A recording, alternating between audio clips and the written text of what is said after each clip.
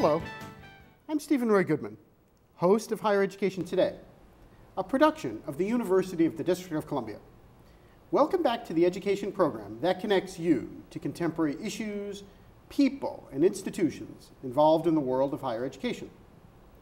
Today we'll be talking about educational and career paths in the world of theater. David Garfinkle is an entertainment lawyer and the originating producer of Spider-Man: Turn Off the Dark on Broadway.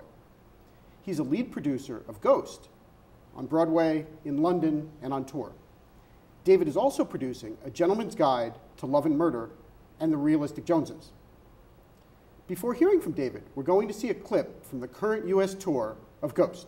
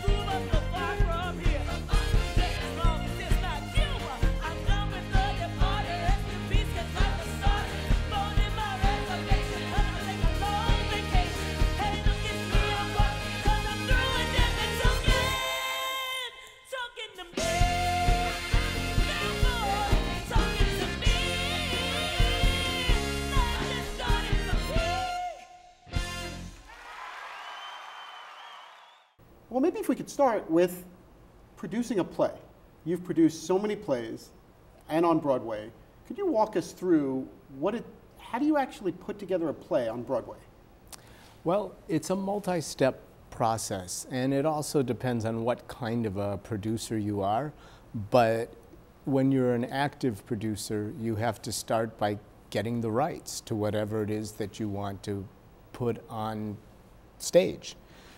And you can get the rights to something that's already created, or if you've come up with the idea yourself, you can go ahead and and approach writers or directors and other people in order to create it. So, for example, when I decided that I wanted to put Ghost the Musical, or create Ghost the Musical, we had to actually go first to Paramount Pictures. And we said to Paramount, all right, we want to get the rights to Ghost, and had to negotiate a deal with them. And then in theater, when you're doing something with a movie, you also have to get the screenwriter to agree to it as well. So we went to Bruce Joel Rubin and asked him for the rights also. And so from that point, then you actually had to go and get yourself a book writer, a composer, a lyricist, and start to put together the team that can create the show. And that's what we did with Ghost. I started by having a 4-hour lunch with Bruce. Actually, it started with me trying to just convince him that Ghost the Musical should be a musical.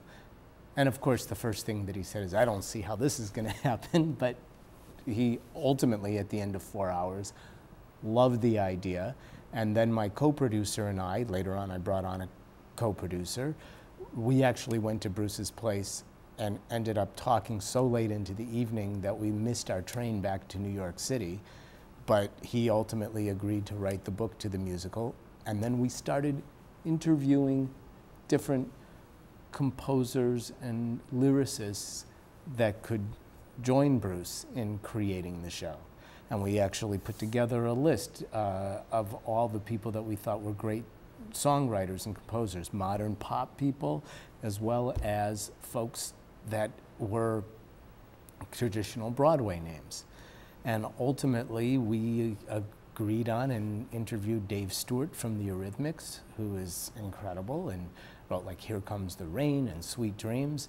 And he brought in Glenn Ballard, who wrote Jagged Little Pill for Alanis Morissette and Man in the Mirror for Michael Jackson.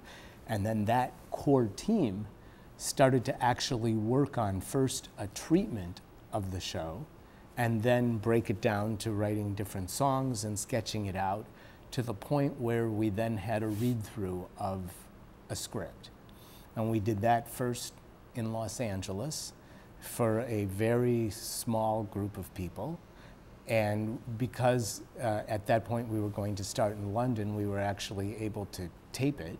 And that segment is then what we used to try to attract different directors to the piece. And then ultimately we interviewed at least half a dozen different directors, but we really thought Matthew Warchus was brilliant. And when he took a look at the piece, he said, I know exactly how we want to stage this. And it was really brilliant because he brings in illusions and magic and technology, but also consistently is about the emotion and drive of the story. And so we then had a series of other readings of the musical, and a reading simply being where you have, in this instance, a cast sitting around a table, and then in maybe a small auditorium or a rehearsal room, and singing the songs and standing up and delivering the lines, so you could see, do we have a show that's being created? And so we did actually 4 readings before we started Ghost in Manchester in England, and then down to the West End. And we did multiple illusion workshops as well, so that we could see that the technology would work, that Sam walking through the door when he's a ghost and he's trying to go after Willie Lopez, who can be dangerous to Molly, whose, you know, life is very much in danger from Willie. And we had these multiple sessions to build that part of the show concurrently with building the storyline and the music and the lyrics, and ultimately got to the point where we had a reading for the industry. And what I mean by the industry is we did this one in London, where we brought in theater owners and some of our original investors to see what they'd invested in, and then we also had that for potential people who would fill out the rest of the investment, and other people in the media, not the media, but in our own PR teams and for our designers, et cetera. And that became the launching pad for getting the theaters interested so that they could book the show. And then we started it with the Ambassador Theatre Group, who was our co-producer in London. And we went to their theater in Manchester at the Opera House for 7 weeks, and then we brought it into the West End. And at that point, a lot of the Broadway people had already seen it, or at least if they didn't see it in the West End, they maybe even were following it from the early readings. So when we got really positive response on the West End of Broadway, the West End of London, we immediately started negotiating to bring the show to Broadway. And literally about a year and a month later, we were going on Broadway. Which is great. Yes. And now Ghost is on tour.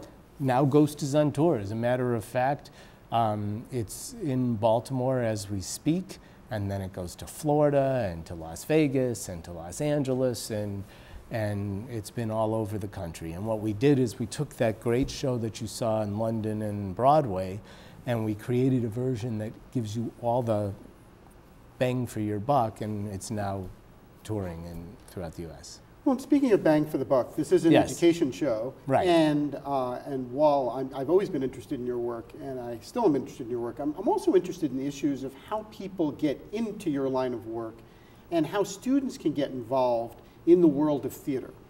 So let's assume that maybe I'm an actor, maybe I'm a singer, maybe I'm interested in lighting, or maybe I'm interested in stage design, or maybe I'm interested in illusions. What would I do to get involved in the world that you're in? Well, there's actually a lot of ways to go. There's a lot of schools that have great programs that teach producing, directing, acting, singing. I, for one, have already been a teacher in Duke University's Leadership in the Arts program, and also with Columbia College. But there are other schools as well that have great programs where internships are part of it.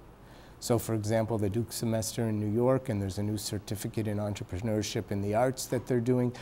requires an internship, and then you can actually work in a producer's office during the summer or during your school year, or maybe you're working in a general manager's office, and these are the folks that put together all the day-to-day logistics and contracts and things like that for a lot of the different players in the theater. Or maybe you're working for an advertising agency and you're seeing what they do with the Broadway show.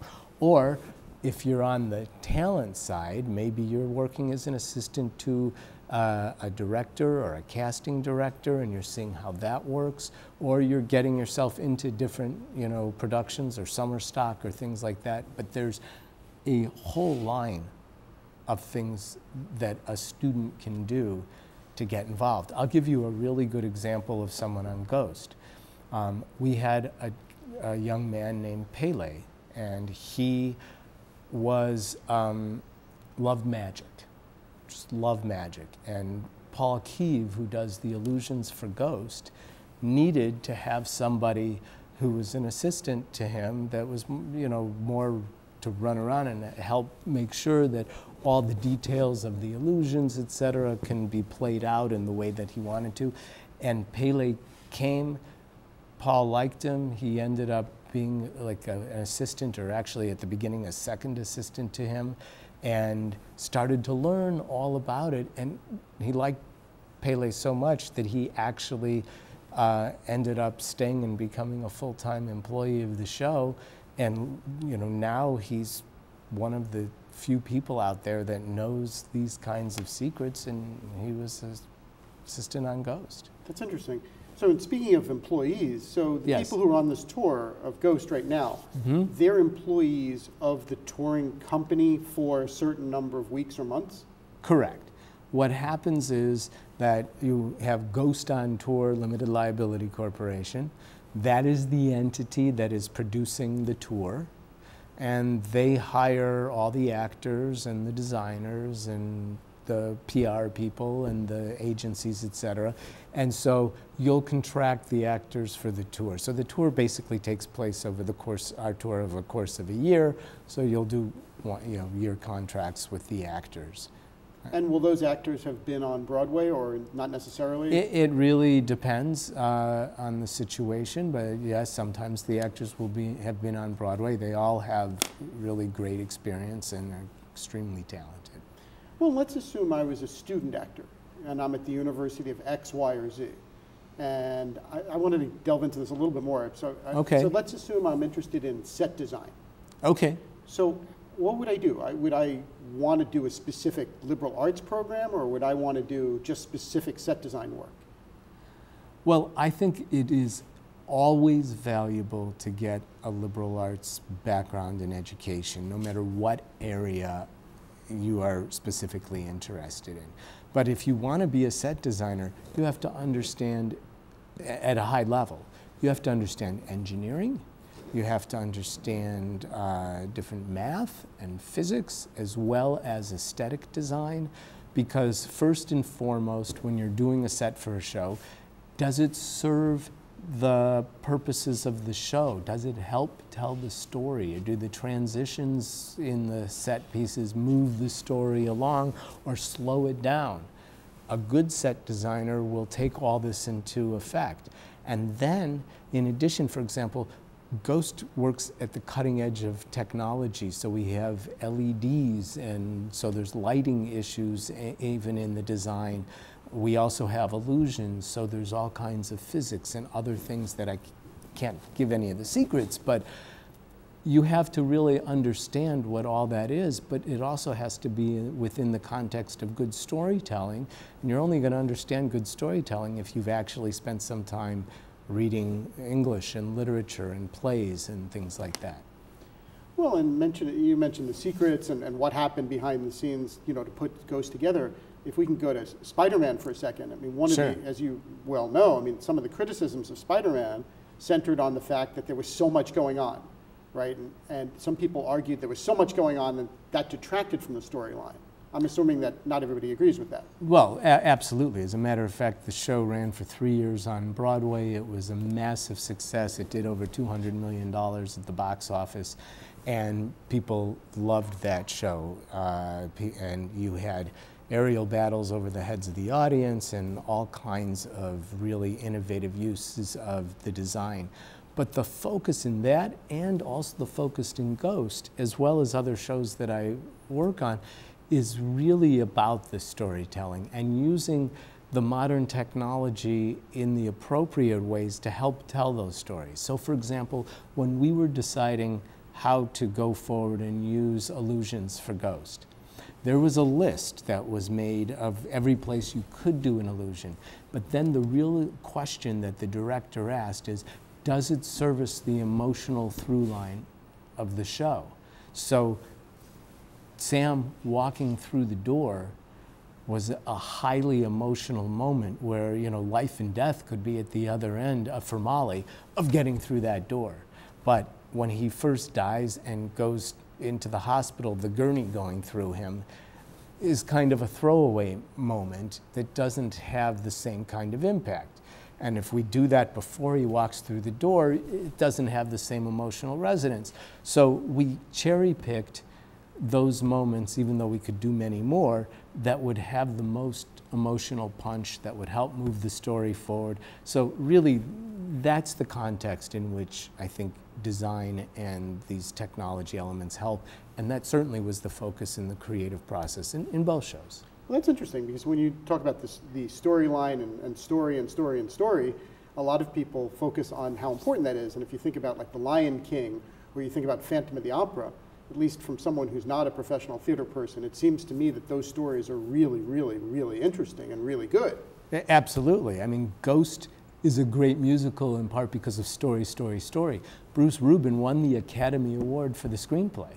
It's because it's a very well constructed piece.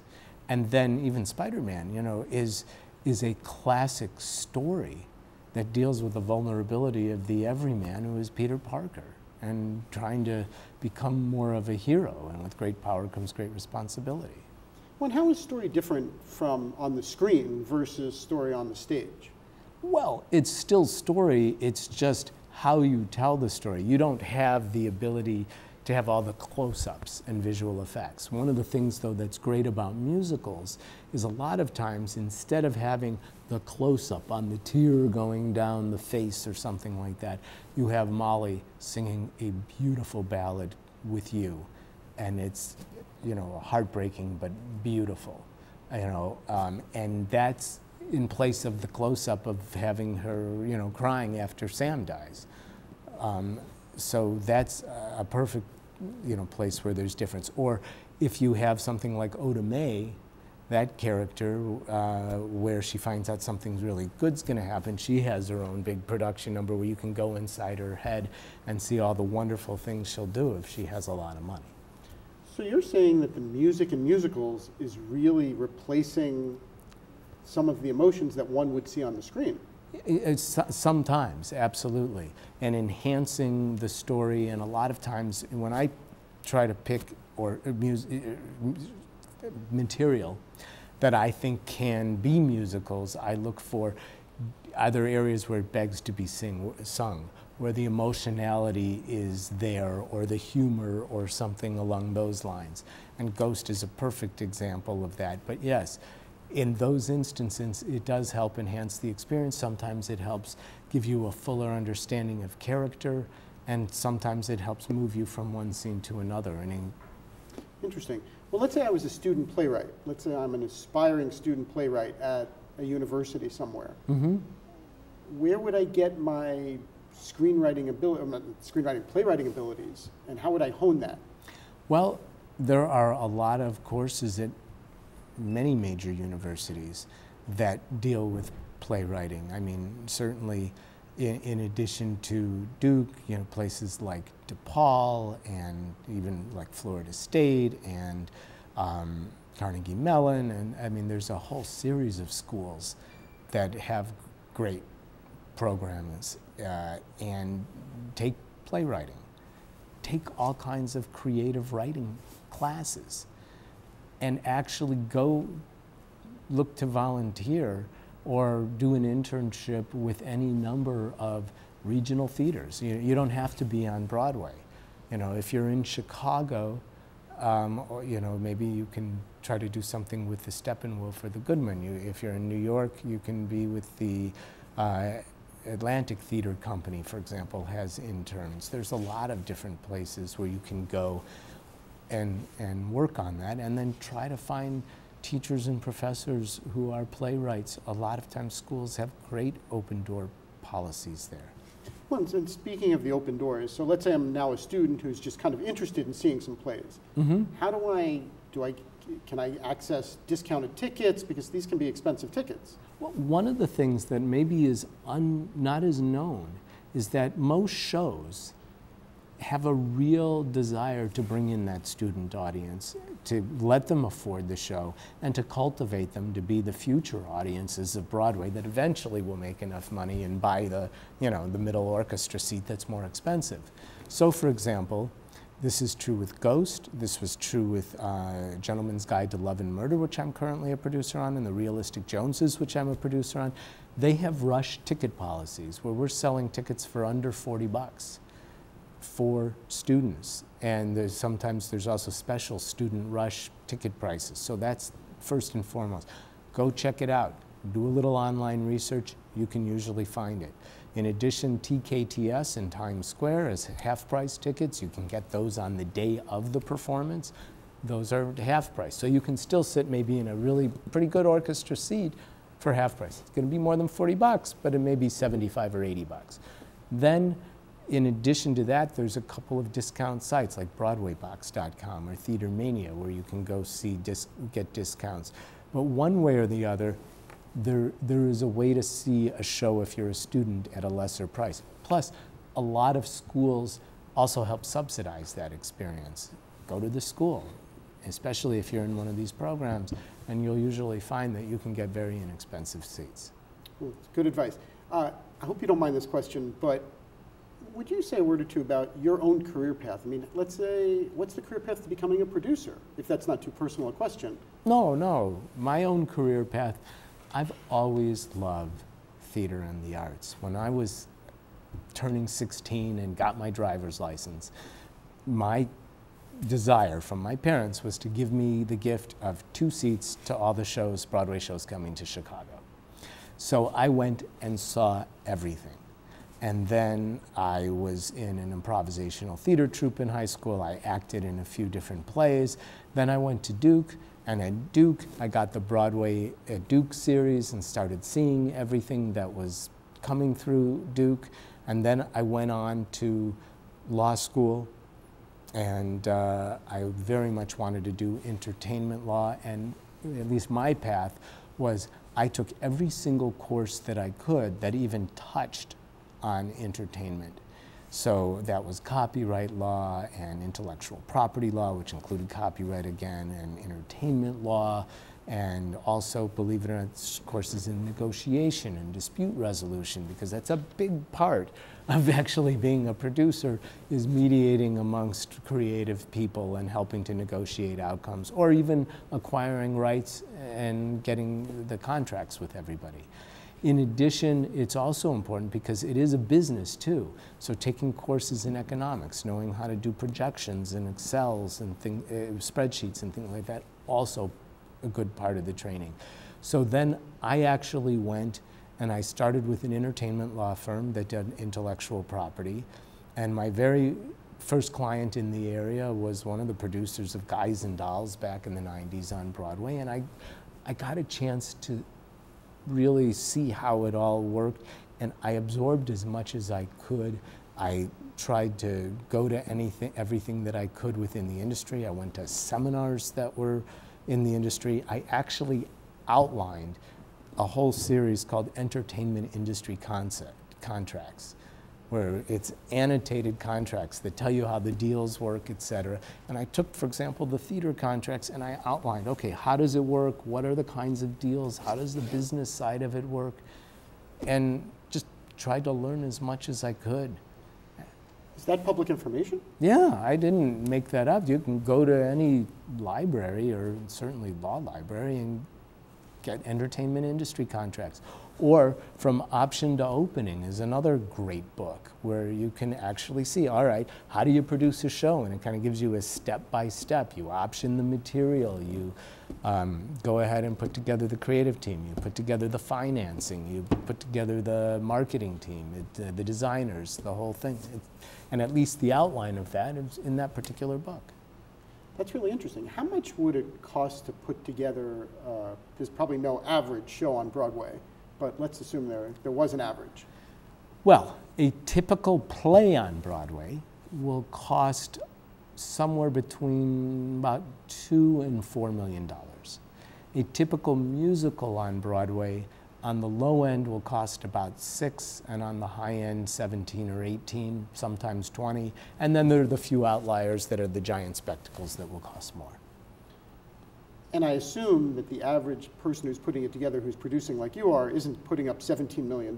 You're in getting investors and spreading the risk. Oh, absolutely, absolutely. And there are a core group of investors on Broadway that are always looking for what is the next big thing. So, and what happens is there's always constantly industry reading. So you get something to a particular point where you're ready to show it, and then you do a reading of the piece and you invite the core Broadway producing audience, and if they like it, then you typically will be able to get different investors. Or you'll bring in co-producers whose job in part is to help you bring in additional investors. And there are different groups that have culled relationships with people over many years, and then they access their group of investors to come in. Well, David, we only have another minute or so left. Any last, believe it or not, these shows, wow. They move. Zips.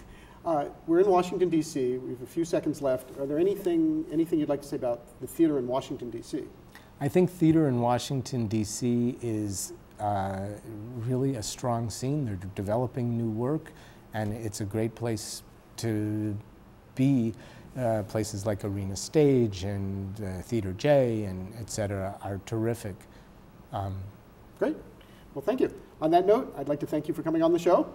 If you would like additional information about David Garfinkle, please visit ghostontour.com, A Gentleman's Guide Broadway.com, TheRealisticJoneses.com, or ScreenAgency.jp.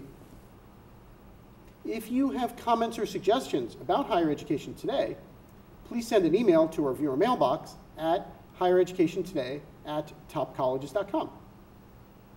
Thank you for watching. We will continue to bring you quality discussions about important matters in today's college and university world. Please join me again for another edition of Higher Education Today. I'm Steven Roy Goodman, and you've been watching Higher Education Today.